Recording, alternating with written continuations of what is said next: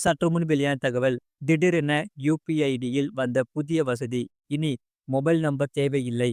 மக்கள் மகிழ்ச்சி அடைந்துள்ளனர். அதாவது இந்தியா முழுவதும் யுபிஐ சேவையை அதிக மக்கள் பயன்படுத்தியுள்ளனர். அதுவும் ஒவ்வொரு பேடிஎம் தற்போது கொண்டு வந்துள்ள இந்த புதிய வசதியின் மூலம் வாடிக்கையாளர்கள் தங்களுக்கு விருப்பமான யுபிஐ ஐடியை உருவாக்க முடியும். குறிப்பாக இந்த புதிய வசதியின் மூலம் மொபைல் நம்பர் வெளிப்படுத்தும் சிரமங்கள் குறையும் என்றே கூறலாம்.